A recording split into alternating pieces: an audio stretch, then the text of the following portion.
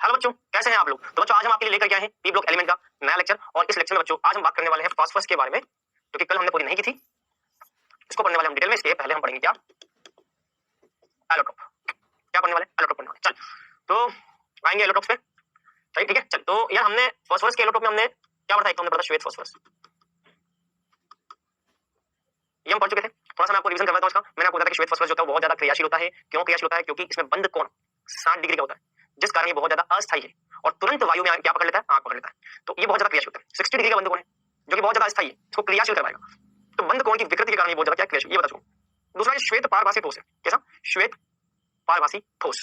तो ये इसका यहाँ पर गुणधर्म है। ठीक है। अच्छा, श्वेत फास्फोरस के बारे में और डिटेल में हम बात करें तो श्वेत फास्फोरस जो होता है वो क्षारीय माध्यम में अक्रिय वातावरण के अंदर क्रिया करता है। जैसे कि देखो, अक्रिय वायुमंडल, अगर आप वायुमंडल अक्रिय लेते हो, अक्रिय वातावरण लेते हो, अक्रिय वातावरण मतलब कि ऐसा वातावरण जो कि जिसमें फास्फोरस ऑक्सीजन के साथ क्रिया ना करता। अक्रिय वातावरण मतलब कि वहां पे ऑक्सीजन अनुपस्थित होगी, क्योंकि फास्फोरस वायु में ऑक्सीजन के साथ क्रिया करता है। अक्रिय वातावरण मतलब कि फास्फोरस वायु के साथ क्रिया ना करे, इसलिए वहां पे ऑक्सीजन अनुपस्थित होती है। अक्रिय वातावरण में उबलते हुए NaOH के विलयन में घुल करके क्या बनता है, फॉस्फीन का निर्माण करता है। किसका निर्माण करता है? फॉस्फीन। तो इसको हम बोलते हैं क्या, PH3 फॉस्फीन बोलते हैं। फॉस्फीन का निर्माण करता है कौन? श्वेत फास्फोरस। तो यहाँ पे रिएक्शन क्या, ये मैं बताता हूं आपको। देखो यार, ये P4 श्वेत फास्फोरस क्षार के साथ में क्रिया करता है, किसकी उपस्थिति में? पानी की उपस्थिति में। जब श्वेत फास्फोरस NaOH के साथ पानी की उपस्थिति में क्रिया करता है तो यहाँ पर बनता है फॉस्फीन और सोडियम हाइपोफॉस्फेट। सोडियम हाइपोफॉस्फेट बनता है। क्या बनता है? सोडियम हाइपोफॉस्फेट बनता है। ये रिएक्शन है जिसके अंदर फास्फोरस जो है क्षार के साथ में क्रिया करेगा, जलीय माध्यम में फॉस्फीन और सोडियम हाइपोफॉस्फेट बनेगा। इसको हम बोलते हैं फॉस्फीन और इसको हम बोलते हैं सोडियम हाइपोफॉस्फेट। क्या बोलते हैं? सोडियम हाइपोफॉस्फेट। अब इस अभिक्रिया में हो क्या है, गुरुजी हमको कुछ समझ में नहीं आ रहा है रिएक्शन में क्या हो रहा है। तो मैं आपको समझाता हूं यार। इस अभिक्रिया में देखो, फास्फोरस पे आवेश कितना है? 0। फास्फोरस पे कोई आवेश नहीं है, 0 आवेश है। फॉस्फीन में फास्फोरस पे कितना आवेश है? चलो, फॉस्फीन के अंदर फास्फोरस पे कितना आवेश है? फॉस्फीन में फास्फोरस पे -3 आवेश है। कितना आवेश है? -3। फास्फोरस पे यहाँ पे होता है -। अब आप बोलोगे सर -3 कैसे है? चलो निकाले -3। आ जाओ, चलो -3 कैसे निकालते हैं। फास्फोरस का मान लो x, फास्फोरस का x मान लो। हाइड्रोजन का कितना होता है? हाइड्रोजन का +1 होता है। हाइड्रोजन का +1, फास्फोरस का x, कितने हाइड्रोजन? 3 हाइड्रोजन। x + 3 × +1 बराबर, इस पूरे पर आवेश कितना है भैया? इस पूरे पर 0 आवेश है, यहाँ आ जाएगा 0। तो यहाँ से भैया x बराबर हो जाएगा -3। क्या हो जाएगा? -3। मतलब कि यहाँ पे आवेश फास्फोरस पे क्या आ जाएगा? -3 आ जाएगा। कितना आ जाएगा? -3। तो इसकी बात करते हैं सोडियम हाइपोफॉस्फेट। सोडियम हाइपोफॉस्फेट की बात करें, सोडियम हाइपोफॉस्फाइड। यहाँ पे देखते हैं, यहाँ पे फास्फोरस पे कितना आवेश, ठीक है। देखो सोडियम पे कितना होता है? सोडियम पे हमेशा +1 आवेश होता है, याद रखना, सोडियम पे +1 आवेश होता है। हाइड्रोजन के पास कितना होता है? एक हाइड्रोजन पे +1 होता है, तो 2 हाइड्रोजन पे कितना होगा? 2 × +1 प्लस फास्फोरस के पास होता है x। ऑक्सीजन के पास कितना है? -2। कितने ऑक्सीजन है? 2। कितना आ जाएगा? इस पूरे पर कुल आवेश कितना है? 0। इस पूरे पर कुल आवेश कितना है? 0। यहाँ से अगर मैं x कैलकुलेट करूं, यहाँ से क्या कैलकुलेट करूं बेटा? यहाँ से अगर मैं x कैलकुलेट करूं तो कितना आएगा? 2 -4 -2 +1 आ जाएगा। x बराबर +1 आ जाएगा। मतलब कि फास्फोरस के लिए ऑक्सीडेशन स्टेट कितना हो जाएगा? +1। इसका मतलब इस अभिक्रिया के दौरान फास्फोरस 0 से -3 में भी जा रहा है और फास्फोरस स्वयं 0 से +1 में भी जा रहा है। मतलब फास्फोरस निम्न ऑक्सीकरण अवस्था में भी जाता है और फास्फोरस उच्च ऑक्सीकरण अवस्था में जाता है। यार ऐसे देखो, संख्या रेखा पे यहाँ पे 0 होता है, यहाँ +1, यहाँ +2, यहाँ +3, ऐसे ही तो 0 की तुलना में +1 +2 +3 ये ज्यादा है, उच्च है। तो 0 की तुलना में +1 +2 +3 ये उच्च है, तो ये आ जाएगा उच्च। 0 की तुलना में ये है आपका उच्च और 0 की तुलना में ये है आपका निम्न। 0 की तुलना में -1 ये निम्न है, ये निम्न है, ये निम्न है, सब निम्न है। 0 की तुलना में सारे निम्न। तो या 0 की तुलना में निम्न, 0 की तुलना में उच्च। निम्न तथा उच्च दोनों ऑक्सीकरण अवस्था प्रदर्शित करता है। तो यदि कोई तत्व अपनी किसी एक ऑक्सीकरण अवस्था से, अपनी किसी भी कोई भी ऑक्सीकरण अवस्था से जब एक तत्व निम्न तथा उच्च दोनों ऑक्सीकरण अवस्था प्रदर्शित करता है तो ऐसी अभिक्रिया को हम बोलते हैं विषमानुपातन अभिक्रिया। क्या बोलते हैं? विषमानुपातन अभिक्रिया। यदि कोई तत्व किसी अभिक्रिया के दौरान अपनी निम्न और अपनी उच्च दोनों ऑक्सीकरण अवस्था प्रदर्शित करे तो इसको हम क्या बोलते हैं? इसको हम बोलते हैं विषमानुपातन अभिक्रिया। क्या बोलेंगे बेटा? विषमानुपातन अभिक्रिया। तो विषमानुपातन अभिक्रिया का मतलब है कोई तत्व अपनी निम्न ऑक्सीकरण अवस्था प्रदर्शित करे और वहीं से ही अपनी उच्च ऑक्सीकरण अवस्था प्रदर्शित करे, विषमानुपातन अभिक्रिया। तो इस अभिक्रिया में क्या हो रहा है? इस अभिक्रिया में फास्फोरस क्या प्रदर्शित कर रहा है? विषमानुपातन। ये है भैया फास्फीन के निर्माण की विधि, फास्फोरस की क्रियाशीलता। अब आते हैं भैया दूसरे अपर रूप पे। दूसरा अपर रूप है लाल फास्फोरस। दूसरा अपर रूप कौन सा है? लाल फास्फोरस। दूसरा अपर रूप कौन सा बेटा? लाल फास्फोरस। यार देखो बहुत आसान है। श्वेत फास्फोरस को हम ऐसे बनाते हैं, देखो 4 कोनों पर 4 फास्फोरस रख दो, आमने सामने के फास्फोरस को आपस में कनेक्ट कर लो। तो ये 4 कोनों पर 4 फास्फोरस, आमने सामने के फास्फोरस को कनेक्ट कर दो, ये है भैया आपका श्वेत फास्फोरस। एक होता है आपका लाल फास्फोरस। अच्छा हाँ, एक चीज मैं बताना चाहूंगा कि ये जो श्वेत फास्फोरस होता है ना, श्वेत फास्फोरस की एक क्रिया होती है। श्वेत फास्फोरस ऑक्सीजन के साथ में भी क्रिया करता है। तो आप ये भी लिख सकते हैं श्वेत फास्फोरस O2 के साथ में। क्यों? क्योंकि आपको बताया कि जब भी श्वेत फास्फोरस को वायु में खुला छोड़ोगे तो आग पकड़ लेगा। तो ये ऑक्सीजन कैसे करेगा? P2O3 ये भी बनाता है। यहाँ पे अगर मैं 2 लिख लूं तो यहाँ पे 3 आ जाएगा, ये आ गई रिएक्शन। तो इस तरह से ऑक्साइड बनता है, फास्फोरस ट्राइऑक्साइड बोलते हैं इसको।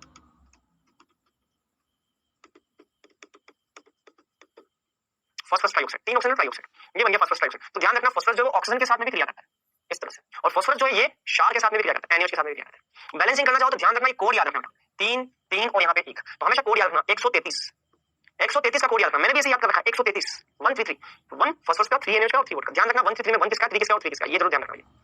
तो ये कोड बना लिया मैंने, इस तरह से मैंने इनके भी कोड बना लिया। ये हो जाएगा आपका 1 और ये हो जाएगा 3, तो ये 1 और ये 3 करना क्या है 133 13 आसान है। इस अभी क्रिया को संतुलित करने के लिए 133 क्रिया कारक में और 13 उत्पाद में, कोड हो गए बात क्या। तो बस यही, तो ये तो है श्वेत फास्फोरस। लाल फास्फोरस की संरचना ऐसी होती है, देखो लाल फास्फोरस की संरचना इस तरीके की है। लाल फास्फोरस की संरचना बच्चों कुछ ऐसी होती है। आपको क्या करना है, आपको क्या करना है, ये वाला जो फास्फोरस के बीच का जो बंध है ना उसको खोल दो, इसको तो छोड़ दो, लेकिन ये वाला जो फास्फोरस के बीच का बंध है इसको भी यहां से खोल दो। एक और श्वेत फास्फोरस लगा दो, ये एक और श्वेत फास्फोरस लगा दिया, ये लगा दिया, ये लगा दिया, ये जोड़ दिया, एक और श्वेत फास्फोरस लगा दो, जोड़ दो, ये खोल दिया। बहुत सारे श्वेत फास्फोरस आपस में जुड़ करके बहुलक वाली संरचना बनाते हैं, बहुलकी संरचना बनाते हैं। बहुत सारे श्वेत फास्फोरस आपस में जुड़ करके बहुलक वाली संरचना बनाते हैं। तो ये बहुलक वाली संरचना जो बन रही है यहाँ पे श्वेत फास्फोरस की, ये क्या कहलाती है, लाल फास्फोरस है। मुख्य रूप से ये लाल फास्फोरस की संरचना। तो लाल फास्फोरस का मतलब है जो श्वेत फास्फोरस होता है ना, उस श्वेत फास्फोरस के अंदर काम करो, ये वाला बंध तोड़ दो और इस बंध को तोड़ करके क्या कर दो, ऐसे खोल दो, ये खोल दिया। तो देखो भाई बंध को खोल दिया, एक और श्वेत फास्फोरस बंध को, बीच वाला बंध जो था उसको खोल दो। या अगर याद नहीं होता तो ऐसे करो, अगर ये भी याद नहीं होता तो एक तरीका है मेरे पास, इसको याद करने का एक तरीका है क्या, देखो इसको याद करने का एक तरीका और ये एक श्वेत फास्फोरस, दूसरा, तीसरा, ऐसे और भी चौथा, पांचवा, छठा, सारे श्वेत फास्फोरस बना दिए। अब क्या करो, बंध को खोल दो, ये बंध को खोल दो और इन फास्फोरस को, जिनके बंधों को खोला उन फास्फोरस को आपस में जोड़ दो, ये लाल फास्फोरस जाएगा। अच्छा लाल फास्फोरस का निर्माण कैसे होता है, तो श्वेत फास्फोरस को 573 केल्विन तथा उच्च दाब पर गर्म करने से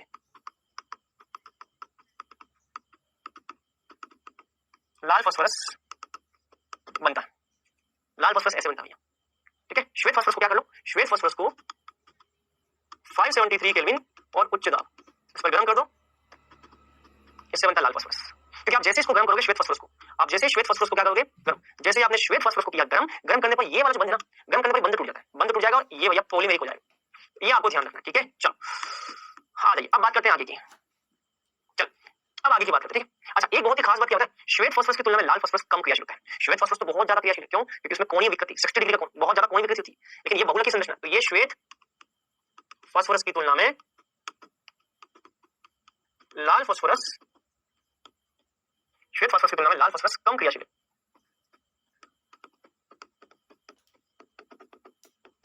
श्वेत फास्फोरस की तुलना में लाल फास्फोरस कम क्रियाशील होता है। क्या होता है कम क्रियाशील, बस अब इस तरह से हमको एक पढ़ना है काला फास्फोरस। काला फास्फोरस, काला फास्फोरस जो दो प्रकार का है, ब्लैक फास्फोरस, ये 2 टाइप का है, अल्फा ब्लैक फास्फोरस और बीटा ब्लैक फास्फोरस, 2 प्रकार का है। अल्फा ब्लैक फास्फोरस जो है वो कैसे बनता है बता दो। अल्फा ब्लैक फास्फोरस, लाल फास्फोरस को 803 केल्विन पर गर्म करोगे तो आपको क्या मिलेगा, अल्फा ब्लैक फास्फोरस। लेकिन यदि श्वेत फास्फोरस को 473 केल्विन पर गर्म करोगे और उच्च दाब पर 473 केल्विन पर अगर गर्म करोगे तो इससे क्या मिलेगा, beta black P, beta black P मिलेगा, बीटा ब्लैक फास्फोरस मिलेगा। तो ये दोनों को बनाने की विधि है। ये भैया आपके हो गए फास्फोरस के अपोलो, जो कि आपको ध्यान रखने हैं। इसके बाद अब हम पढ़ने वाले हैं भैया आगे की चर्चा, हम पढ़ने वाले फॉस्फीन के बारे में। फॉस्फीन मतलब कि PH3, इसके बारे में हम बात करने वाले। फॉस्फीन PH3 की बात करेंगे। सबसे पहले PH3 की बात करें तो इसके निर्माण की विधि, फॉस्फीन बनता कैसे, या एक निर्माण की विधि तो अभी हमने पढ़ी थी, एक निर्माण की विधि तो ये थी, क्या थी बताओ, चलो रिवाइज करते हैं। निर्माण की विधि है श्वेत फास्फोरस को NaOH के साथ जलीय माध्यम में क्रिया करा दो। कोड क्या बताया था, कोड बताया था 133, याद हो गया। इससे क्या बनता है, PH3 प्लस NH2PO2, इधर कोड क्या बताया था 13, ये बन गया आपका फॉस्फीन। इस तरह से फॉस्फीन को बनाया। तो एक तो मेथड ये क्या, श्वेत फास्फोरस को, एक तो मेथड ये श्वेत फास्फोरस को क्षारीय विलयन में गर्म कर दो, श्वेत फास्फोरस को क्षारीय विलयन में गर्म करने पर। एक तो मेथड ये, एक और मेथड बेटा, दूसरा मेथड एक और है, कैल्शियम फास्फाइड जो होता है ना बेटा, इस कैल्शियम फास्फाइड की क्रिया आप करवा दो किसके साथ, कैल्शियम फास्फाइड की क्रिया करा दो बेटा पानी के साथ, किसके साथ करा दो, पानी के साथ। जैसे आप इसकी क्रिया पानी के साथ कराओगे तो यहाँ पे बन जाएगा कैल्शियम हाइड्रोक्साइड प्लस फॉस्फीन, क्या बन जाएगा, कैल्शियम हाइड्रोक्साइड फॉस्फीन। अब बच्चे बोलते सर कैसे बना, चलो आ जाओ, इसके कर दो 2 टुकड़े, कैल्शियम प्लस 2 और फास्फोरस -3, 2 टुकड़े कर दिए। इसमें इसके भी कर दो 2 टुकड़े, H प्लस और OH माइनस, कर दिए 2 टुकड़े। अब क्या करना है, इसकी टोपी इसके सर और इसकी टोपी इसके सर, इसकी टोपी उसके सर, उसकी टोपी इसके सर, फास्फोरस और H प्लस ये मिलेंगे तो क्या बनेगा, PH3, फास्फोरस हाइड्रोजन मिलेंगे तो क्या बनेगा, PH3 फॉस्फीन। और कैल्शियम और OH मिलेंगे, कैल्शियम OH मिलेगा तो कैल्शियम हाइड्रोक्साइड। ये बन गया फॉस्फेन। अच्छा और कोई मेथड है? हाँ बिल्कुल, आप इस कैल्शियम फोस्फाइड की क्रिया HCl के साथ करो, इससे भी कर सकते हो। इसके साथ क्रिया कराओगे तो फिर से वही काम करना है, इसकी टोपी उसके सर, उसकी टोपी इसके सर, ये लो भैया H प्लस Cl माइनस, इसकी टोपी हाइड्रोजन के साथ और इसकी टोपी कैल्शियम के साथ। देखो कैल्शियम क्लोरीन से मिलेगा तो कैल्शियम क्लोराइड बनेगा, फास्फोरस हाइड्रोजन के साथ मिलेगा तो PH3 बनेगा। तो पीएच3 के निर्माण के ये दो तरीके हो गए बेटा, पीएच3 के निर्माण के क्या हो गए? ये दो तरीके हो गए। अब बैलेंसिंग करनी, बैलेंसिंग भी बहुत आसान है। कितने कैल्शियम है? 3, ये लो भैया 3 कैल्शियम। कितने फास्फोरस है? 2, ये लो भैया 2 फास्फोरस। कितने हाइड्रोजन हो गए? 2 × 3 6। कितने OH हो गए? 3 × 2 6, यहाँ से 6 OH, यहाँ से 2 × 3 6 hydrogen, 6 hydrogen 6 OH, 6 hydrogen 6 OH, 6 पानी के अणु यहाँ पर आ जाएंगे। इस तरह संतुलित कर सकते हैं। अब यहाँ देखो इसको संतुलित कैसे करेंगे? कैल्शियम कितना? 3, ये लो भैया कैल्शियम 3। फास्फोरस कितना? 2, ये लो भैया फास्फोरस 2। कितने हाइड्रोजन है? 2 3 6 हाइड्रोजन। कितने क्लोरीन है? 3 और 2 6 chlorine, 6 chlorine 6 hydrogen, 6 HCl। Easy. तो ये भैया यहाँ पर रिएक्शन है पीएच3 के निर्माण की। नोट करो फटाफट जल्दी से नोट करो। क्लियर? चलो अब आते हैं भैया इसके कुछ गुणधर्मों पे। फॉस्फेन के गुणधर्म, फॉस्फेन के गुणधर्मों की बात करें तो देखो फॉस्फेन एक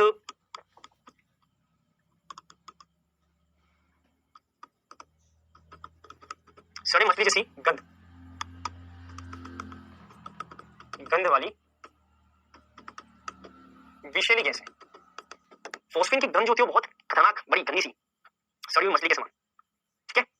अच्छा एक चीज मैं बता दूं, अगर फॉस्फेन शुद्ध है, शुद्ध फॉस्फेन, अगर फॉस्फेन शुद्ध है मतलब कि फॉस्फेन अगर शुद्ध है, अगर शुद्ध फॉस्फेन की बात करें तो शुद्ध फॉस्फेन अज्वलनशील होता है।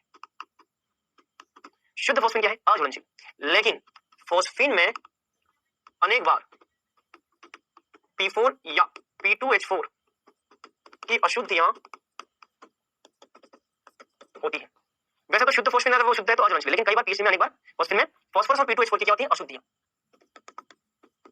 जिन्हें HI से अभिक्रिया करके दूर किया जा सकता है। फॉस्फेन जो होता है बेटा बहुत ही अशुद्ध होता है शुरुआत में, P4 और P2H4 की अशुद्धि होती है, इसीलिए फॉस्फेन की क्रिया हम पहले किससे करवाते हैं? HI के साथ करवाते हैं। जैसे फॉस्फेन की क्रिया HI से करोगे तो ये बनेगा PH4I, ये बन जाएगा। तो अब फॉस्फेन की क्रिया हम करवाएंगे KOH के साथ, जैसे फॉस्फेन को KOH, फॉस्फेन आयोडाइड की क्रिया हम करवाते हैं KOH के साथ। तो ध्यान रखना फॉस्फेन के अंदर बहुत सारी अशुद्धियां हैं, फास्फोरस P4 और P2H4 की, इसलिए इनको दूर करने के लिए हम फॉस्फेन की क्रिया किससे करते हैं? HI के साथ। तो भैया इससे क्या होगा? इससे इसमें उपस्थित जितनी भी अशुद्धियां वो तो वहीं रह जाएंगी, लेकिन PH3 से क्रिया कर जाएगा, PH4I बना देगा। अब इस PH4I की क्रिया हम KOH से करेंगे तो हमको फिर से क्या मिल जाएगा? शुद्ध फॉस्फेन मिल जाएगा। ये कौन सा था? ये अशुद्ध फॉस्फेन था। अशुद्ध फॉस्फेन की HI से क्रिया करूंगा तो इसमें जो फॉस्फेन है शुद्ध फॉस्फेन PH3 वो इसके साथ क्रिया करके PH4I बनाएगा, और इसमें जो PH4I बना है वो KOH के साथ फिर से क्रिया करके शुद्ध PH3 बनाएगा, साथ ही साथ KI प्लस वाटर का निष्कासन करेगा। तो ये अभी क्या यहाँ पे हमको मिलता है भैया? शुद्ध PH3। क्या मिलता है? शुद्ध PH3। तो जितनी भी गंदगियां हैं वो HI से क्रिया नहीं कर पाती, केवल PH3 क्या करेगा? मतलब जितना भी प्योर PH3 वो तो भाई क्रिया करके इसमें आ चुका है, अब PH3 को प्राप्त भी तो करना, जो शुद्ध PH3 को प्राप्त भी तो करना, तो इसकी क्रिया हम KOH से करेंगे तो यहाँ पे शुद्ध PH3 हमको मिलेगा। तो ये इसकी अभिक्रिया है, नोट करो फटाफट जल्दी से। ठीक है चल नेक्स्ट, यह PH3 कॉपर सल्फेट तथा मरकरी क्लोराइड के साथ अभिक्रिया कर फॉस्फाइड का निर्माण करता है। इसका निर्माण करता है? फॉस्फाइड का निर्माण करता है, जैसे कि PH3 प्लस कॉपर सल्फेट। ठीक है, ये बनेगा कॉपर 3P2, फॉस्फाइड बनेगा कॉपर फॉस्फाइड प्लस H2SO4, साथ ही साथ बन जाएगा H2SO4। कैसे बना मैं आपको बताऊंगा। तो इसके दो टुकड़े कर दो भैया, -3H plus copper plus 2 SO4 minus 2। मैंने बोला ना इसकी टोपी इसके सर, इसकी टोपी इसके sir, copper plus 2 T minus 3 ये किया करेंगे तो कॉपर फॉस्फेट बनाएंगे, हाइड्रोजन प्लस SO4 किया करेंगे तो H2SO4 बनाएंगे। हाइड्रोजन यहाँ पे कितने? 2, यहाँ पे हाइड्रोजन 2 लिखना पड़ेगा। फॉस्फोरस कितने? 2, फॉस्फोरस यहाँ पे 2। कॉपर कितने? 3, तो ये लो कॉपर 3। समझ में बात? वो हाइड्रोजन यहाँ पे 3 है, सल्फर यहाँ पे कितना है? तो ये आ गया 3। अब देखो पूरी बैलेंस हो गई रिएक्शन, रिएक्शन क्या हो गई बैलेंस। इसी तरह से फॉस्फेन की क्रिया HgCl2 से करते हैं तो यहाँ पे भी क्या बनता है? फॉस्फाइड बनता है, मरकरी फॉस्फाइड, और साथ ही साथ यहाँ बनता है HCl। अगेन इसकी टोपी उसके सर, उसकी टोपी इसके सर, आ जाओ भैया। करना क्या है? इसकी टोपी इसके सर, इसकी टोपी उसके सर, मरकरी और फॉस्फाइड क्रिया करेंगे तो Hg3P2, और हाइड्रोजन क्लोरीन के साथ क्या करेगा? तो HCl। फास्फोरस कितने हैं? 2, तो ये लो भैया फास्फोरस 2। मरकरी कितना? 3, तो ये लो भैया मरकरी 3। हाइड्रोजन कितने? 3 × 2 6 हाइड्रोजन है। क्लोरीन कितना? 3 × 2 6 क्लोरीन है, 6 हाइड्रोजन 6 क्लोरीन, 6 HCl आ जाएगा। कितना आ जाएगा? 6 HCl आ जाएगा। इस तरीके से यहाँ पर इसकी क्रिया होती है। अच्छा इसके अलावा मैं आपको एक रिएक्शन बताऊंगा, PH3 की प्रकृति क्षारीय होती है। PH3 की प्रकृति लुईस क्षारीय होती है, अतः यह अम्ल HBr से क्रिया कर लेती है। अतः यह अम्ल HBr से क्रिया कर लेती है। देखो PH3 प्लस HBr क्या बनेगा? PH4Br। क्या बनेगा? PH4Br बनेगा। PH4Br बन जाएगा। तो ये हो गया आपका फॉस्फेट कंप्लीट। अब आ जाओगे फॉस्फेट में क्या क्या एप्लीकेशन है, क्या उपयोग क्या है, फॉस्फेट का उपयोग क्या वो देख लेते हैं। ये फॉस्फेट का उपयोग ये है, क्या यूज है फॉस्फेट? फॉस्फेट का उपयोग स्वतः स्फुट दहन तकनीक के रूप में होम्स सिग्नलों में होता है। आपको पता है कि फॉस्फोरस बहुत ज्यादा क्रियाशील है, तुरंत आग पकड़ लेता है। तो होता क्या है कि बहुत सारे ऐसे घर, ऐसे लोग, बहुत सारे ऐसे लोग जो कि दूर दराज में रहते हैं, जहां पर ना तो बिजली पानी है, ना ही कोई ट्रांसपोर्ट के मीडियम है, ना ही कोई और इंसान आसानी से पहुंच सकता। तो ये लोग क्या करते हैं, सिग्नल देने के लिए, भाई घर तो पहुंचना आसान नहीं, तो ये लोग सिग्नल कैसे देते हैं, फॉस्फेट को, फॉस्फेट के अंदर जो फॉस्फोरस है उसके द्वारा क्या करते हैं, फॉस्फेट को वातावरण में फेंक करके सिग्नल पहुंचाते चलेगा। जैसे चलेगा आग लगेगी, आग लगेगी तो भैया सिग्नल मिलेगा, होम सिग्नल बोलते हैं उसको। क्या बोलते हैं, होम्स सिग्नल। घरों का सिग्नल देने का एक तरीका भैया। अंधेरे में आप गए, मान लो अंधेरे में आप जा रहे हो, पता ही नहीं भैया कहीं पे आसपास मकान है नहीं, तो ये लोग क्या करते हैं, सिग्नल ऐसे भैया इस तरह से सिग्नल देते हैं। कैल्शियम कार्बाइड, कैल्शियम फॉस्फाइड के पात्रों को छेदकर समुद्र में फेंक दिया था, जिससे गैस उत्पन्न होती है। बिल्कुल सही बात है। कैल्शियम फॉस्फाइड और कैल्शियम कार्बाइड के पात्रों को समुद्र में फेंक दिया। मैंने बताया था कैल्शियम फॉस्फाइड जो है इसकी क्रिया अगर पानी से कराओगे तो फॉस्फेट निकलेगी, और ये फॉस्फेट जो किसका काम करती है, सिग्नल भेजने का काम करती है। मान लो आप समुद्र के अंदर किसी जहाज में सफर कर लो रात के समय, अब रात के टाइम में समुद्र में कोई जहाज अगर सफर कर रहा है तो अंधेरे में पता नहीं चलता, तो कोई सिग्नल तो देना पड़ेगा। तो होता क्या, कैल्शियम फॉस्फाइड और कैल्शियम कार्बाइड के जो पात्र होते हैं उनको छेदित करो, क्या करते हैं, समुद्र में फेंक देते हैं। अब जैसे इसको समुद्र के पानी में फेंकोगे तो कैल्शियम फॉस्फाइड समुद्र के पानी में क्या करेगा, फॉस्फीन उत्पन्न करेगा। और आपको ये बात अच्छे से पता है कि ये जो फॉस्फीन है ये किसका काम करती है, सिग्नल का काम करती है। तो बस इससे ये फॉस्फीन जलती है, संकेत के रूप में काम करती है, या धूमपट में भी उपयोग में आता है, यही धूमपट। ठीक है, आप इसके बारे में और डिटेल में स्टडी करके आना, ये आपके लिए होमवर्क है। धूमपट क्या है इसके बारे में आप डिटेल में स्टडी करके आइए, और डिटेल में स्टडी करके आइए। इस तरह से सिग्नल पड़ता है, ये फॉस्फीन का फंक्शन। चल अब आते हैं कुछ क्वेश्चंस पे। किस तरह से सिद्ध कर सकते हैं कि फॉस्फीन की प्रकृति क्षारकीय है, बताओ। हम कैसे सिद्ध करेंगे कि फॉस्फीन जो है उसका नेचर क्षारकीय होता है। क्या बताया था मैंने, अभी आपको बताया था कि फॉस्फीन जो होता है ये लूज क्षार है, क्योंकि ये HBr के साथ क्रिया करेगा। क्षार किसके साथ क्रिया करेगा, अम्ल से क्रिया करेगा, और PH4Br का निर्माण करेगा। क्षार है तो वो अम्ल से क्रिया करेगा। चल अगला क्वेश्चन, क्वेश्चन नंबर 2, और ये क्वेश्चन नंबर 3, ये क्वेश्चन नंबर 4। चल क्वेश्चन नंबर 2 देखो, PH3 और PH4 प्लस का बंधुकोण अधिक होता है। चल PH3 तो PH3 ये होता है, और PH4 ये होता है। ये बोल रहा है कि जब बंधुकोण की बात आती है ना, बंधुकोण, प्रश्न बोला कि बंधुकोण जो है वो PH4 प्लस का ज्यादा होगा, इसका बंधुकोण ज्यादा है।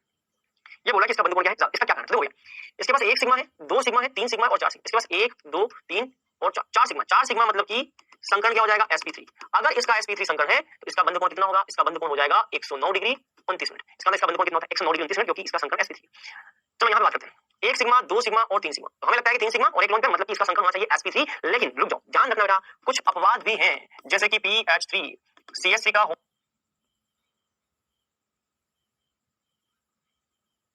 होल ट्वाइस एस, ये ऐसे यौगिक हैं जिनमें संकरण नहीं होता,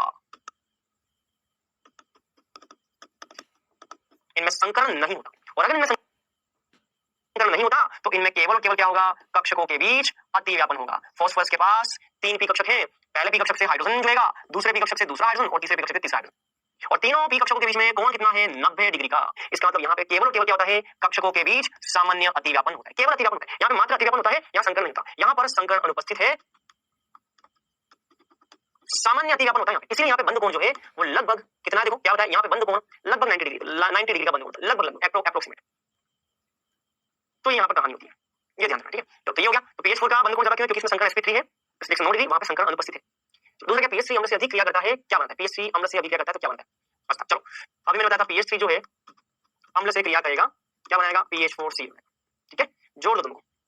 तो नेक्स्ट क्या होता है, जब श्वेत फास्फोरस CO2 की क्रिया में सांद्र कास्टिक सोडा के विलयन में गर्म होता है। चलो ये तो अभी हमने किया था, श्वेत फास्फोरस को कास्टिक सोडा मतलब NaOH सांद्र विलयन में गर्म करते तो क्या होता है, PH3 बनता है प्लस सोडियम हाइपोफॉस्फाइट बनता है, ये बनता है।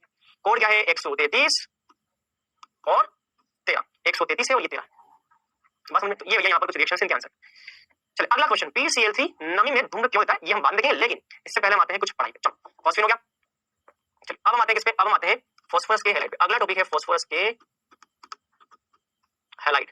फॉस्फोरस के हैलाइड में सबसे पहला है phosphorus trihalide, PCl3 phosphorus trihalide, सबसे पहला फॉस्फोरस ट्राइहैलाइड। सबसे पहले हम देखेंगे इसका निर्माण बनता कैसे। बहुत सिंपल सी रिएक्शन है, P4 की रिएक्शन क्लोरीन के साथ कर दो, PCl3 बन जाएगा। संतुलित करना कर दो, संतुलित कैसे करोगे, मैं फॉस्फोरस 4 है तो मैं यहाँ पे 4 लिख दूं, 4 दिया 12, 6 लिख दूं, ये 12 हो गया। इस तरह से बनता है क्या, PCl3। इसके अलावा ये तो एक विधि है, दूसरी विधि है फॉस्फोरस की क्रिया थायोनिल क्लोराइड के साथ कर दो। किसके साथ कर दो, थायोनिल क्लोराइड के साथ। जैसे फॉस्फोरस की क्रिया थायोनिल क्लोराइड के साथ करोगे, यहाँ पर भी PCl3 बनता है, SO2 निकलती है और H2Cl2 बनता है। यहाँ पे 8 सल्फा होते हैं, यहाँ पे आ जाएगा 6, ये हो गई भैया बैलेंसिंग। फ्लोरीन कितना 16, यहाँ पे मैं 4 लिखूं तो 4 या 12 और 4 या 12 और 2, तो इसका मतलब कहाँ का फॉस्फोरस जो 4 आ गया, फॉस्फोरस 4 4 या 12 ये क्या 8 2 16, 16 यहाँ पे है, वहां पे 12 है। अगर मैं यहाँ पर 2 लिखता हूँ तो क्या होता है, तो गड़बड़ हो जाएगी भैया। तो क्या हो जाएगी, गड़बड़। तो आप मुझे एक बार बताना इसकी बैलेंसिंग कहाँ है, मैं ज्यादा समय नहीं निकालूंगा, आप मुझे बताना इसकी गड़बड़ कहाँ हुई बैलेंसिंग। ठीक है, वैसे तो 4 है, 4 फॉस्फोरस यहाँ, क्लोरीन कितना 8 2 16, 16 है, तो SO2 अच्छा ऑक्सीजन कितना, ये देखता हूँ ऑक्सीजन का क्या लोचा है, 8 ऑक्सीजन, यहाँ पे 6 2 की 12 है। Okay God, okay okay okay okay, 6 2 की 12, 12 लाने के लिए अगर मान लो मैं यहाँ पे लिखता हूँ 12, अगर मैं 12 लिखता हूँ तो 12 ऑक्सीजन हो जाएंगे। ठीक है, चलो मैं एक बार लिख कर देखता हूँ, चलो एक बार करके देखता हूँ, एक बार मैं ट्राई करके देखता हूँ, अगर नहीं हो पाए तो आप एक बार ट्राई करना, क्योंकि हमारा समय बहुत ज्यादा कीमती है, हम ज्यादा टाइम नहीं लगाएंगे। चलो तो 12 ऑक्सीजन हो गए, अगर मुझे ऑक्सीजन 12 तो हाँ ठीक है, 6 2 की 12, बहुत बढ़िया। सल्फर 2 बच रहे ना, सल्फर कितने बच रहे हैं, सल्फर 6, यहाँ पे 6 सल्फर बच रहे हैं, तो हमारे वहाँ 4 हो रहे हैं। अगर मैं वहाँ 3 लिख देता हूँ, 3 हो जाए तो ठीक है, 3 2 की 6, 4 की 12 हो गया, हो गया, मेरे ख्याल से हो जाना चाहिए 12 और 6 18, नहीं यार अभी भी गड़बड़ आ रही है। चलो एक काम करो, इसकी बैलेंसिंग देखना यार, है ना, मैं आगे बढ़ रहा हूँ, ठीक है। चलो अभी बस नोट कर लो, नोट कर लो, क्लियर। चलो अब आगे की बात करें, निर्माण के लिए दी हो गई, अब आते हैं इसके गुणधर्म पे। यार एक बार आप इसको अपने लेवल पे एक बार चेक करना, ठीक है, कि हमने कहाँ पे क्या मिस्टेक किया। ठीक है, वैसे मैंने पहले यहाँ पे क्या किया था, पहले मैंने यहाँ पे 8 किया था, पहले मैंने यहाँ क्या किया था 8, और मैंने यहाँ पर भी शायद 8 लिखा था, राइट। इसको 8 करने के मैंने यहाँ पे क्या लिखा था, यहाँ पे 8 लिखा था, राइट, 8 लिखा था, और यहाँ पे मैंने 3 को हटा दिया था, 3 को हटा दिया था। इस ऐसा करने पे क्या रुक जाओ, देखते हैं 8 और 2 कितना आ रहा है, 10 आ रहा है। अच्छा मैं यहाँ पे अगर मान लीजिए 6 करता हूँ, अगर यहाँ पे मैं 6 करता हूँ तो कितना आ रहा है, 6 और 2 8, सल्फर तो बैलेंस, लेकिन प्रॉब्लम 6 2 की 12 8। अच्छा अगर एक काम करते हैं, अगर मान लो मैं यहाँ पे सल्फर कम कर देता हूँ, वहां पे 2 लिखता हूँ, ऐसे कर दो, मान लो यहाँ पे आप 4 लिख लो, यहाँ पे आप 2 लिख लो, आप कितना देखो, सल्फर 8 है, 4 सल्फर 8 सल्फर हो गए, 4 से 12 क्लोरीन, क्लोरीन 12 12 और 4 16, हाँ भैया ये हो गया काम तमाम इसका। अब ठीक है, अब देखो मैं क्या से अब बैठ रहा है ना, अब नोट कर लो, नोट कर लो, उसको सही करके नोट कर लो, अब ठीक है, नोट कर लो, ठीक है, नोट कर लो, मैं क्या से अब ठीक लग रहा है, रिएक्शन बिल्कुल सही। अच्छा अब आते हैं इसके गुणधर्मों पे, गुणधर्मों में लिखना बेटा PCl3 के गुणधर्म। सबसे पहला PCl3 की पानी के साथ क्रिया,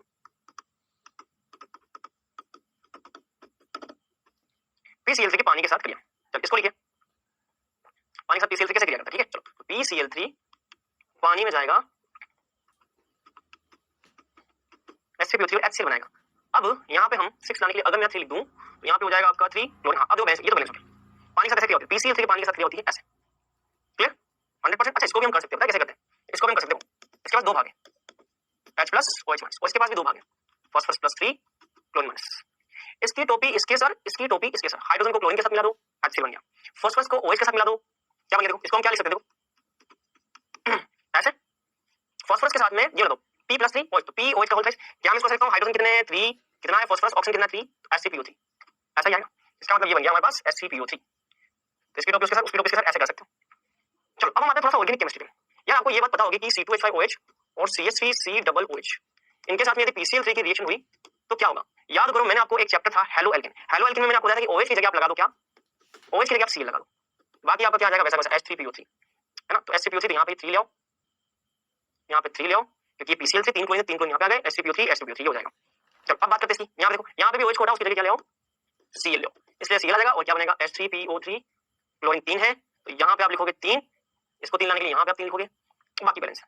तो भैया ऑर्गेनिक कंपाउंड के साथ में भी रिएक्शन करता है। तो दूसरी रिएक्शन क्या है इसकी, दूसरी रिएक्शन जितने भी कार्बनिक विलायक हैं उन कार्बनिक विलायकों के साथ क्या करता है, ये रिएक्शन करता है। तो आप लिख सकते हो अल्कोहल तथा अन्य OH समूह युक्त, अल्कोहल तथा अन्य OH समूह युक्त, अल्कोहल तथा अन्य OH समूह युक्त यौगिकों से OH को हटाकर Cl लगाता है।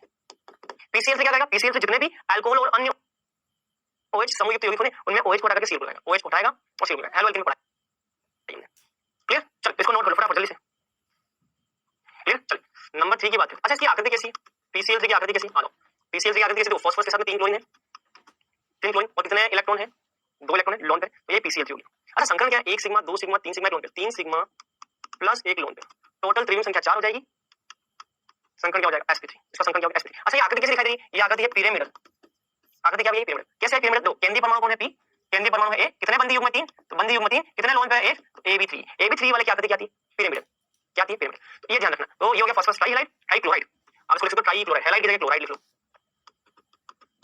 दूसरा क्या आ जाएगा यहाँ पे, फॉस्फोरस पेंटाक्लोराइड, दूसरा आ जाएगा फॉस्फोरस पेंटाक्लोराइड PCl5। अब इसमें भी हमको वही करना है, सबसे पहले हमको इसके निर्माण की विधि समझनी। चलो सबसे पहले निर्माण, इसका निर्माण कैसे होता है।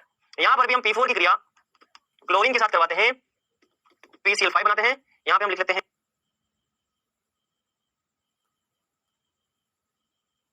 फॉस्फोरस 4 है तो यहाँ पे 4 लिख लेता हूँ, 4 × 5 10, यहाँ पे 5 लिख लेता हूँ, नहीं सॉरी 5 4 × 5 20, 20 है तो मैं यहाँ पे लिख लेता हूँ 10, यहाँ पे 10 देख लो ये PCl5 का निर्माण। अच्छा दूसरी क्रिया क्या है, PCl5 का एक निर्माण करने का एक तरीका और है, हमने यहाँ पे लिया था ना फॉस्फोरस की क्रिया एसोसिएट से करवाई थी, यहाँ पे हम फॉस्फोरस की क्रिया SO2 Cl2 से अगर करवा देना, इससे भी आपका बनता है क्या, PCl5 प्लस SO2, ये बनता है। PCl5 बनाना है, अगर मान लो मैं यहाँ पे 4 लिखता हूँ, अगर यहाँ पे 4 लिखता हूँ तो 4 × 5 कितना हो गया 20, 20 के लिए मैं यहाँ पे रखूंगा 10, 10 × 20, 10 SO2, ये हो जाएगा 10 SO2। बिल्कुल SO2 10 हो गया, SO2 10 हो गया, 4 फॉस्फोरस हो गया, फॉस्फोरस 4, क्लोरीन 20 हो गया, क्लोरीन 20। इस तरह से हम PCl5 का निर्माण कर सकते हैं। ये देखो PCl5 का निर्माण, तो ये PCl5 के निर्माण की क्रिया है। बात समझ में? चल अब आते हैं भैया, अच्छा नोट कर लो फटाफट एक बार, ठीक है। चलिए अब आते हैं इसके गुणधर्मों पे, ठीक है, इसकी प्रॉपर्टीज क्या है उसकी बात करेंगे। चलिए प्रॉपर्टी की बात करें तो सबसे पहला गुणधर्म है PCl5 जो है वो पानी के साथ में रिएक्शन करता है, POCl3 प्लस HCl बनाता है। क्या बनाता है? POCl3 प्लस HCl बनाता है, ठीक है। अब यहाँ पे अगर संतुलित करना है तो एक काम करो, मान लीजिए यहाँ पे 3 है ना, तो आप एक काम यहाँ पे कर सकते हो कि हाइड्रोजन 2, तो एक काम ये करते हैं यहाँ पे, चलो हम लगाते हैं 5 लगाते हैं। अगर 5 लगा 5 3 8, मैं यहाँ पे अगर फॉस्फोरस यहाँ पे 3 लगाऊं तो 3 3 × 5 15, 15 है तो हाइड्रोजन कितना 6, ठीक है। तो एक बार इसको बैलेंसिंग करो, मैं आपको दूसरी रिएक्शन बताऊं, POCl3 एक बार इसको करके देखो, POCl3 जो POCl3 बनता है उसके हम किसके साथ क्या करते हैं, वाटर के साथ, फिर से करते हैं POCl3 वाटर के साथ रिएक्शन करते हैं, फिर क्या बनता है H3PO4 प्लस HCl, ये बनता है, ठीक है। तो ये इस तरह से यहाँ पर रिएक्शन होती है, तो बनने वाला POCl3 जो वाटर के साथ फिर से रिएक्शन करके H3PO4 और HCl का निर्माण करता है, ठीक है। चलिए तो ये आ जाएगा यहाँ पे, ठीक है। तो फॉस्फोरस एक है, ऑक्सीजन भी एक है, क्लोरीन यहाँ पे 5 है, वहां पे क्लोरीन, हाइड्रोजन यहाँ पे 2। एक काम करता हूँ मैं यहाँ पे अगर 2 लिख लेता हूँ, कुछ मत करो, एक काम करो कुछ मत करो, क्लोरीन 5 है तो 3 और 2 5 हो गया, हाइड्रोजन 2, बस बैलेंस हो गया, कुछ नहीं करना, फालतू परेशानी ना। POCl3 आ गया, इसके पानी साथ क्या करा, H3PO4 HCl, फॉस्फोरिक अम्ल, फॉस्फोरिक अम्ल बनता है। अब इसको अगर संतुलित करना तो मैं काम करता हूँ, मैं यहाँ पे 3 कर लेता हूँ, ठीक है। क्लोरीन 3 है ना, तो वहाँ पे 3, फॉस्फोरस 1 है, ठीक है भैया। अब अगर हाइड्रोजन की बात करें 3 और 3 6 हाइड्रोजन है, अगर यहाँ पर मैं 3 लगा दूं तो ऑक्सीजन 3 और 1 4, 4 ऑक्सीजन, मेरे ख्याल से बैलेंस हो गया, phosphorus balance, chlorine 3 balance, oxygen 4 balance, hydrogen 6 balance, सब बैलेंस। तो इसके गुणधर्मों में सबसे पहला गुणधर्म क्या है, PCl5 के पानी के साथ क्या करते हैं तो POCl3 बनता है, उस POCl3 को और ज्यादा पानी से क्या करेंगे तो फॉस्फोरिक अम्ल का निर्माण होता है। अच्छा दूसरा प्रॉपर्टी इसका ये है कि PCl5 को गर्म करने पर ये 2 भागों में टूट जाता है, PCl3 प्लस Cl2 में टूट जाता है। ऐसा इसलिए होता है क्योंकि इसकी संरचना इसके लिए जिम्मेदार है, इस अभी क्या इसकी संरचना जो है वो जिम्मेदार, इसकी संरचना ऐसी होती है, PCl5 की संरचना होती है ऐसी, ये है PCl5 की संरचना, ट्राइगोनल बाइपिरामिडल। ध्यान रखना बच्चों, ये जो बंध है ना, इन बंधों को हम बोलते हैं अक्षीय बंध, इनको क्या बोलते हैं अक्षीय बंध। और ये वाले जो बंध है ना, इनको हम बोलते हैं भूमध्य रेखीय बंध। ये अक्षीय बंध है, ये अक्षीय बंध है, और ये वाले जो है ये भूमध्य रेखीय बंध है। होता क्या है, ये अक्षीय बंध होते हैं, अक्षीय बंधों की लंबाई बहुत ज्यादा होती है, इनकी लंबाई होती है बहुत ज्यादा, और बंध लंबाई अगर ज्यादा होगी तो बंध आसानी से टूट जाएगा। इसीलिए जब आप इसको गर्म करते हो तो ये वाला जो बॉन्ड है ना, ये वाला बॉन्ड, ये बॉन्ड ब्रेक हो जाता है, ये बॉन्ड ब्रेक होता है, यहाँ से क्लोरीन निकल जाएगा, यहाँ से क्लोरीन निकल जाएगा, क्यों, क्योंकि इनकी बॉन्ड लेंथ ज्यादा है। तो आप यहाँ पे ऐसा लिख सकते हो, क्योंकि PCl5 में 2 प्रकार के बंध उपस्थित होते हैं, पहला अक्षीय, दूसरा भूमध्य रेखीय। 2 प्रकार के बंध उपस्थित हैं, पहला अक्षीय, दूसरा भूमध्य रेखीय। अक्षीय बंधों की लंबाई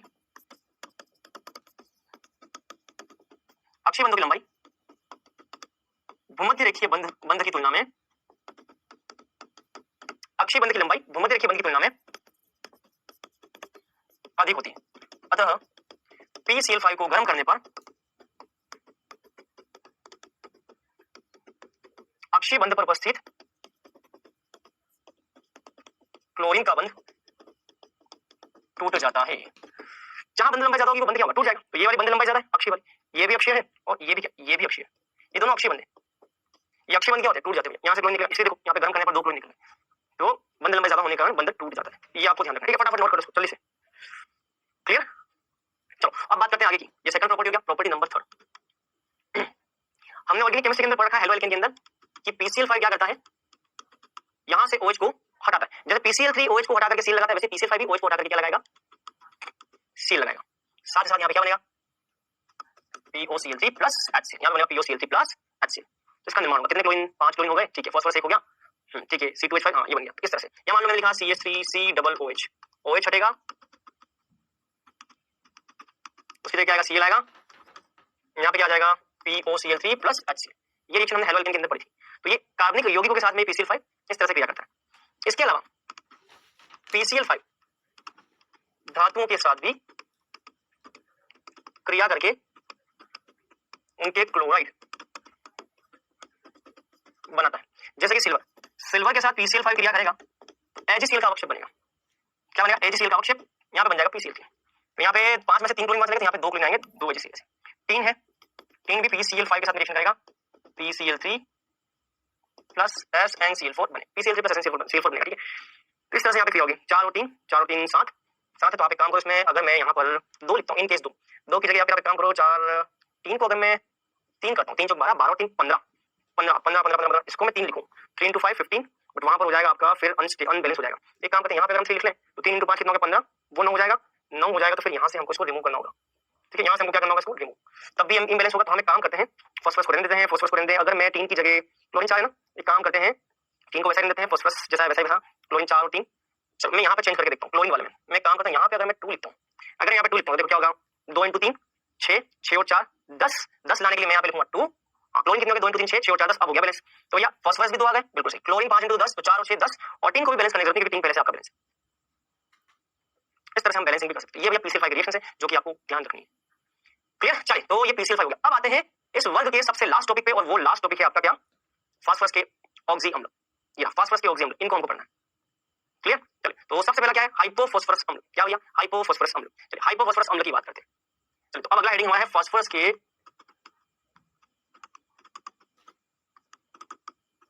ऑक्सी अम्ल, फास्फोरस के ऑक्सी अम्ल। ठीक है, फास्फोरस के ऑक्सी अम्ल में सबसे पहला है हाइपोफॉस्फोरस अम्ल। सबसे पहला क्या, हाइपोफॉस्फोरस अम्ल, मतलब कि H3PO2, फॉर्मूला क्या, HCPO2। इसकी संरचना जो होती है बेटा वो इस तरह की होती है,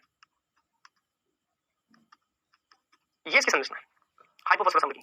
और इस संरचना के अंदर यदि आप फास्फोरस का ऑक्सीकरण निकालना चाहें तो आसानी से निकाल सकते हैं। हाइड्रोजन कितने हैं, 3, हाइड्रोजन के कारण ऑक्सीकरण कितना है, 3। फास्फोरस का ज्ञात करना, जिसका ज्ञात करना उसको X मान लो, ऑक्सीजन का कितना है -2, कितने ऑक्सीजन है 2, 2 × -2 बराबर 0।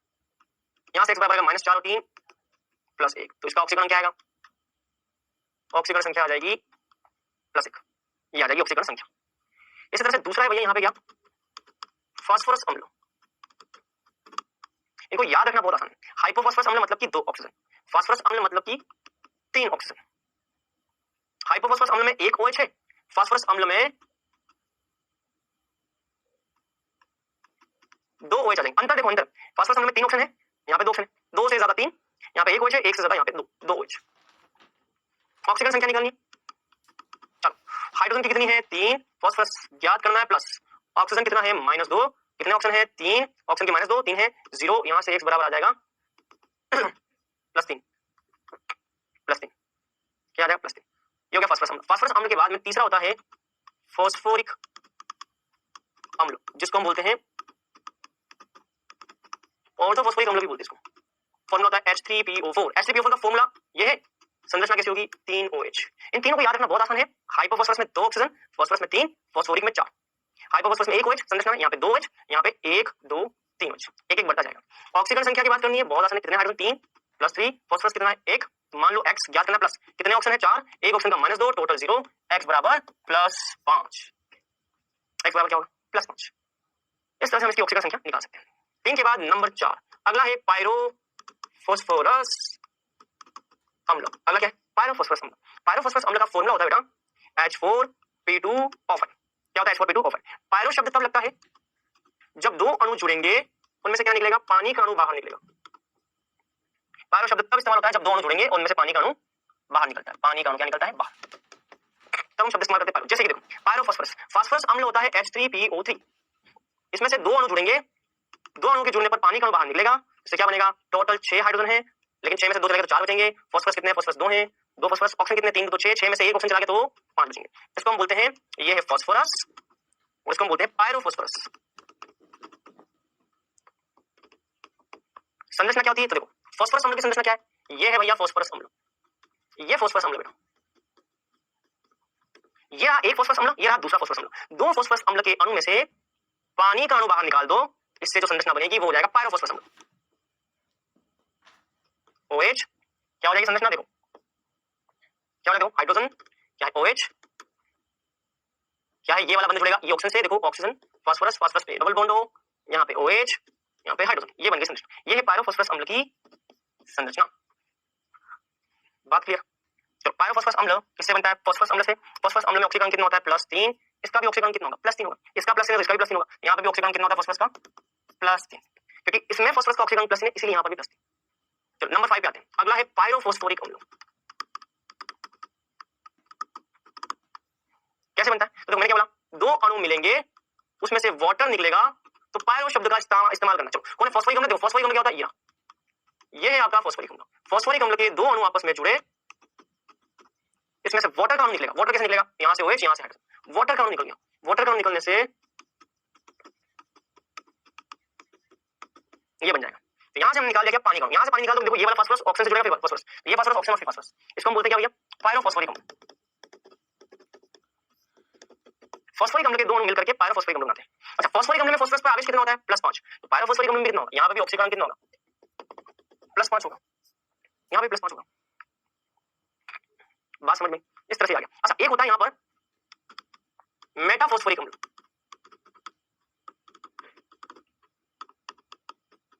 एक होता है यहां पे मेटाफॉस्फोरिक अम्ल। देखो यार, पायरो शब्द तब लगता है जब दो अणुओं में से पानी का अणु बाहर निकले। पायरो शब्द तब लगता है जब दो अणुओं में से पानी का अणु बाहर निकले। मेटा शब्द तब लगता है जब एक अणु फॉस्फोरिक अम्ल का लिया, उसमें से पानी का अणु बाहर निकले। इसमें से पानी निकल बाहर, 3 में से 2 गए तो 1 फास्फोरस, 4 में से 1 गया तो 3, ये बन जाए। इसके अगर n अणु लिए हैं आपने तो इसके यहां पर n अणु आ जाए। संरचना कैसी होती है? तो देखो phosphorus O, OH, O, O, phosphorus O, OH, O, phosphorus O, OH, इस तरह की संरचना इसकी। पॉलीमेरिक स्ट्रक्चर, बहुलक की संरचना होती है इसकी, ऐसी। ये है मेटाफॉस्फोरिक अम्ल। तो देखो क्या क्या हो गया? ठीक है, ऑक्सीकरण भी यहाँ पे वही आएगा, क्योंकि भैया सीधी सी बात है, फॉस्फोरिक अम्ल से ये बन रहा है। फॉस्फोरिक अम्ल में फास्फोरस का ऑक्सीकरण कितना +5, तो इसका भी कितना होगा? इसका भी +5 ही होगा। और क्या होगा? यही होगा। चलो, तो क्या क्या हो चुका है देख लेते हैं। 6 अम्ल हो चुके। टेबल में क्या कितने आ गए और कितने बचे देख लेते हैं। देखो, हाइपोफॉस्फोरस हो गया, ऑर्थोफॉस्फोरस, फास्फोरस ऑर्थोफॉस्फोरस, Sp2 दोनों हो गए। ऑर्थोफॉस्फोरस बोलो, फास्फोरस बोलो, एक ही बात। पायरोफॉस्फोरस ये भी हो गया, ये बाकी ये नहीं हुआ। ऑर्थोफॉस्फोरिक ये भी हो गया, पायरोफॉस्फोरिक पायरो वाला भी हो गया, मेटाफॉस्फोरिक ये भी हो गया। अब क्या बच गया? अब बच गया हाइपोफॉस्फोरिक H4P2O6, ये बच गया। चलो, ये कैसा है आ जाओ देखते हैं। हाइपोफॉस्फोरिक ये क्या लास्ट बचा हाइपोफॉस्फोरिक। तो हाइपोफॉस्फोरिक कैसा है आ जाओ देख लेते हैं। लास्ट बच गया भैया हाइपोफॉस्फोरिक, नंबर 7 हाइपोफॉस्फोरिक अम्ल। क्या है हाइपोफॉस्फोरिक अम्ल? कुछ नहीं करना है, ये आपका फॉस्फोरिक अम्ल, ये है आपका फॉस्फोरिक अम्ल। कुछ मत करो, यहां से OH हटाओ, यहां से हटाओ, दोनों के OH हटाओ, इधर से एक OH, यहां से एक OH हटाओ, इन दोनों जोड़ो, ये बन गया भैया H4P2O6, ये आ जाएगा। चलो, ऑक्सीजन कितना निकाला? चलो देखो, ऑक्सीजन पे कितना होता है? ऑक्सीजन पे -2 होता है। अगर यहाँ -2 तो यहाँ कितना हो जाएगा? +2। यहाँ पे ऑक्सीजन देखो, यहाँ पे ऑक्सीजन -1, क्यों -1? क्योंकि ये एकल, ध्यान रखना, जब भी ऑक्सीजन एकल बंध बनाएगा तो -1 आएगा, और जब भी ऑक्सीजन द्विबंध बनाएगा तो -1। अगर ये -1 है तो इसको क्या बोलते हैं? +1। जब भी ऑक्सीजन एकल बंध बनाएगा तो -1, इसको हम बोलते हैं +1। कितना आ गया देखो? टोटल आ गया +4। कितना आ गया? +4। ठीक, उसी प्रकार से यहाँ पे भी क्या आएगा? यहाँ पे भी +4 आएगा। तो ऑक्सीकरण कितना होता है इसका? +4। तो ये हो गई भैया आपकी टेबल पूरी, कौन सी? जो कि मैंने आपको यहाँ पर अभी दिखाई थी, ये वाली कंप्लीट हो गई टेबल। ये इनके ऑक्सीकरण जो मैं बता चुका हूँ। इनकी संरचना में कहाँ द्विबंध, कहाँ एकल बंध यहाँ दे रखा है, आपको संरचना में देख करके पता लगाना। और हाँ, ये जो देखा, ये विल्सन की विधि नहीं भी पढ़ोगे तो चल जाएगा, लेकिन अगर पढ़ना चाहते हो तो देखना। जैसे कि श्वेत फास्फोरस को NaOH के साथ क्रिया करवाते हो तो हाइपोफॉस्फोरस बनता है, P2O3 के H2 के साथ क्रिया करवाओगे ऑर्थोफॉस्फोरस बनता है, PCl3 के H3PO4 के साथ करवाओगे तो पायरोफॉस्फोरस बनता है, लाल फास्फोरस के साथ करवाओगे तो हाइपोफॉस्फोरिक बनता है, P4O10 के पानी के साथ करवाओगे ऑर्थोफॉस्फोरिक अम्ल। गर्म फास्फोरिक अम्ल से ये बनाना चाहोगे तो ये पायरोफॉस्फोरिक अम्ल, फास्फोरस अम्ल प्लस Br2 बंध लोगे तो आपको बन जाएगा मेटाफॉस्फोरिक। तो अगर निर्माण की विधियां अगर आप पढ़ना चाहते हो 2-3 बार रिवाइज करना, याद हो जाएगा। वैसे से जनरली क्वेश्चन नहीं बनता, बट आ जाए तो आ भी जाए। तो इसीलिए मैं इसको इतना ज्यादा आपको दिमाग में लोड लेकर के पढ़ने की नहीं बोलूंगा, देखना एक बार से नजर मारना। तो ये आपका ग्रुप नंबर 16 कंप्लीट हो गया भैया, सॉरी ग्रुप नंबर 15 कंप्लीट हो गया। ग्रुप 15 फिनिश, कल से हम पढ़ेंगे ग्रुप नंबर 16, मतलब नेक्स्ट क्लास से। चलिए अब आते हैं हम क्विज पर। क्विज का question number first, nitrogen dioxide gas का रंग भूरा होता है, क्यों, क्या कारण है? नाइट्रोजन डाइऑक्साइड गैस का रंग भूरा होता है, इसका क्या कारण? युग्मित इलेक्ट्रॉन का रंगहीन गैस है, विषैली नहीं है। चलिए अगला क्वेश्चन, नाइट्रिक अम्ल का निर्माण कौन सी विधि से होता है? हेबर विधि, ओस्टवाल्ड, संपर्क विधि, इनमें से कोई नहीं।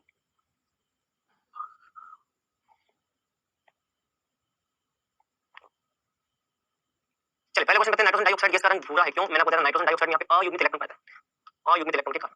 ओस्टवाल्ड विधि से हम करवाते हैं नाइट्रिक अम्ल का निर्माण, हेबर विधि अमोनिया, ओस्टवाल्ड नाइट्रिक अम्ल, संपर्क विधि सल्फ्यूरिक अम्ल। आगे बताऊंगा मैं आपको। आज हमने क्या पढ़ा? ग्रुप 15 समाप्त। पैनल का होमवर्क मिल जाएगा, अगली क्लास से हम ग्रुप 16 को स्टार्ट करेंगे। आप प्लीज इसको पढ़ करके ना, ताकि मेरी स्पीड अगर थोड़ी ज्यादा भी हो तो आप इसको मेंटेन कर पाओ। ठीक है, चलिए बच्चों आज इतना ही, बेस्ट ऑफ लक।